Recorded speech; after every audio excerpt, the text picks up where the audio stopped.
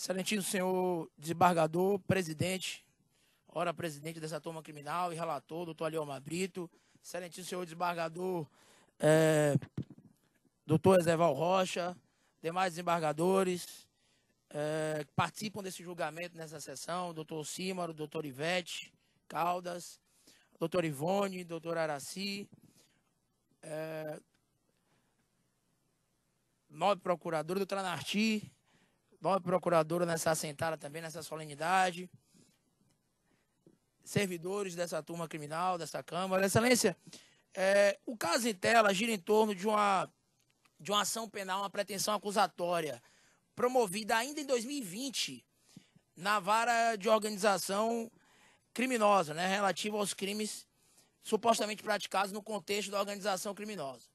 E a única causa de pedido desse habeas corpus é justamente uma destemporalização, um excesso prazal que nós temos nessa pretensão acusatória ou no processamento desse feito.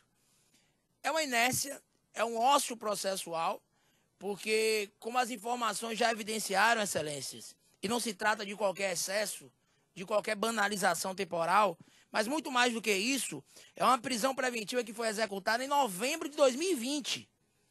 Nós temos mais de 2 anos de prisão cautelar para uma instrução criminal, nobre relator, que sequer se iniciou. Claro que nós sabemos que, e eu vivi isso aqui nessa turma, como no tribunal como um todo e na jurisdição baiana, durante a pandemia, naquele momento catastrófico que nós vivemos, se justificava, em tese, uma destemporalização, essa nadificação do tempo, esse excesso prazal em algumas situações processuais. Mas nós temos uma prisão que foi executada em novembro de 2020, já estamos em chegando em abril de 2023 quase, e ainda assim, doutor Aliomar, a instrução não se iniciou. Na verdade, o que está tendo aqui, o objeto desse processo, eu diria que é um cadáver adiado. Por quê? Se designou a audiência, se iniciou a audiência com a oitiva de algumas testemunhas, e na segunda assentada, a defesa verificou que os depoimentos prestados na fase do inquérito policial não estavam nos autos. O juiz, doutor Vicente, o juiz presidente da vara de organização criminosa, então, determinou a anulação da solenidade anterior, da audiência anterior, e até hoje, isso foi em novembro do ano passado, não foi redesignada a instrução criminal. O processo permanece engessado, com mais de 2 anos de prisão cautelar, tão somente por um direito penal que nós sabemos que é do autor. É importante ressaltar que esse paciente não vai ser liberto, ele não vai ser solto, porque ele tem uma outra prisão em relação a esse mesmo caso penal, que é objeto do outro habeas corpus, mas em relação a esse caso penal, o excesso de prazo é manifesto. Não dá para dizer que mais de 2 anos, quase 2 anos e meio de prisão cautelar, por um processo que não existe, por uma instrução criminal que ainda sequer se iniciou. Não se trata de se findar a instrução criminal, ela não começou. Porque o que tem defeito tem que ser refeito, e foi isso que foi feito. O juiz determinou a suspensão da audiência, anulou as audiências que tinham ocorrido, não por culpa defensiva, foi o Ministério Público que não juntou os depoimentos da fase do inquérito policial, melhor, da fase investigatória, porque foi uma investigação feita pelo GAECO, foi uma investigação, foi um PIC, né, um procedimento de investigação criminal, por uma investigação por fatos de 2017, e sem contemporaneidade, com excesso prazal, nós permanecemos com mais de 2 anos de custódia, sem qualquer previsão, a força empregada para que haja uma movimentação processual, nesse caso, doutor Aliomar, é nula. É como a primeira lei de Newton. Há uma inércia absoluta e não há nenhuma previsão deles se movimentarem. Porque quer dizer, eu tenho mais de 2 anos de prisão cautelar e é comum o juiz chegar e afirmar, não, para mim, excesso de prazo aqui tem que ser mais de 4 anos de prisão. Se não for 4 anos de prisão, não tem excesso prazal. Se não for 3 anos de custódia, não tem excesso de prazo. E nós ficamos sujeitos a isso. Só que, felizmente, nós advogados da defesa, só temos Vossas Excelências para bater a porta e nos socorrer.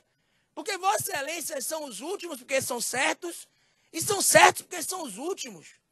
Se nós admitirmos uma prisão que já beira 2 anos e meio, sem processo penal, sem instrução criminal, onde é que nós vamos parar?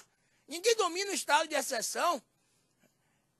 Já disseram que de madrugada, como se bate em sua porta, numa democracia deve ser o leteiro. Porque nós temos a certeza de que, seja quem for o autor, nós não poderemos estar sujeitos a esse abuso. Nós vivemos um momento difícil no Brasil, onde há uma relativização de uma série de direitos fundamentais, e as pessoas passaram a entender o que é sistema acusatório, passaram a entender a importância da audiência de custódia, passaram a entender a importância da presunção de inocência e de direitos fundamentais. Aquilo que nós só queríamos para os nossos amigos, nós percebemos que é importante também preservarmos para os nossos inimigos. Porque não importa quem Fagner supostamente é, importa quem vossas excelências verdadeiramente são. Porque senão eu vou aplicar um direito penal do inimigo, um direito penal subterrâneo, onde eu olho um processo, tenho 2 anos e meio de prisão cautelar com um processo que não existe, porque não há processo penal sem uma instância instaurada. Frederico Marques já dizia isso, o processo penal se instaura com uma instância válida. Essa é a formação da relação processual que não se iniciou por um erro da acusação em primeiro grau, por um juiz que não redesignou a audiência, com todo respeito ao doutor presidente daquela vara de organização criminosa, mas ele não redesignou a audiência, presta informações sem prazo. Então, se fossem 3 anos de prisão cautelar, doutor Aliomar, mas nós tivéssemos previsão de que essa audiência vai ocorrer, talvez eu nem estaria aqui. Mas é muito pior, porque o excesso de prazo, ele tem que ser visto também com uma natureza preventiva, de evitar um abuso temporal maior, uma destemporalização maior. Claro que hoje nós temos uma distração tecnológica, porque o mundo do processo penal, para alguns, é o mundo da tecnologia. Ninguém quer um processo penal fast food, acelerado no tempo. Claro que eu preciso semear para poder colher a verdade processual, mas a verdade é que aquele grão que poderia ter virado uma planta e depois uma árvore, permanece lá, ó, sem semear, permanece lá intacto, porque não tem processo penal com 2 anos e meio. E falam que isso é possível. No processo civil hoje nós temos institutos de aceleração processual, há uma preocupação no tempo, e hoje os processos não dá para dizer que tem que expedir carta precatória, porque a carta precatória não vai numa carroça para o interior. Nós temos uma tecnologia de um sistema que tem que funcionar e tem que evitar esse tipo de abuso. Então esse paciente não vai ser solto, excelências. Mas nesse caso concreto, a prisão é ilegal por violação de um direito constitucional, que é o direito a um processo penal num tempo razoável. Eu preciso saber o que eu estou perseguindo. O que eu quero com o processo penal é o direito de saber se é culpado ou inocente, quem sabe até o direito de ser condenado. Ele quer ser condenado se há uma presunção de culpa, ao invés de um estado de inocência. Mas não há direito para isso. Por certo, eu posso estar aqui daqui a 6 meses e o processo não vai terminar, porque não tem audiência designada e não foi por uma culpa defensiva. Quer dizer, o juiz anula a audiência porque a acusação não juntou os depoimentos do inquérito policial, excelência, e não redesigna. E não há uma preocupação em relação ao tempo, porque como ele tem outra prisão, vai deixando lá, vamos esquecendo, e isso é ressocializar essa mensagem que nós mandamos, de que o sujeito não tem direitos e ele vai se acostumar com essa realidade. Então o que se pede aqui, o que se clama, é o reconhecimento do excesso prazal, a concessão da ordem de habeas corpus, porque em que pese não ser solto, e é importante ressaltar que até a prisão, que é objeto do outro processo, é pelos mesmos fatos. É o lawfare, táticas de guerra que são usadas para minar o direito de defesa. Porque, veja, doutor Címero, ele foi denunciado por associação ao tráfico.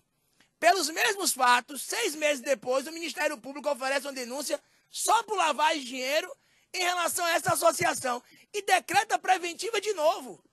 Quer dizer, uma tática para entregar mais prisões e evitar efetivamente que o sujeito possa ter argumentos plausíveis.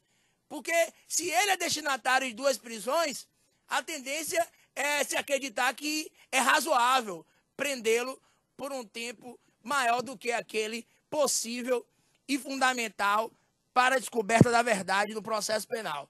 Então, por tudo isso, porque ele não vai ser solto, mas é importante reconhecer também como um aviso aos outros processos, como uma medida de prevenção geral também, de que há um excesso prazal, porque não dá para dizer que 2 anos e meio, e doutor Ariomar, não é só o fato de serem 2 anos e meio, sem previsão de se iniciar o processo, se iniciar a instrução criminal, sim, há um grande número de réus, mas 2 anos e meio sem ter audiência, sem ter sequer uma audiência, porque a que teve foi anulada.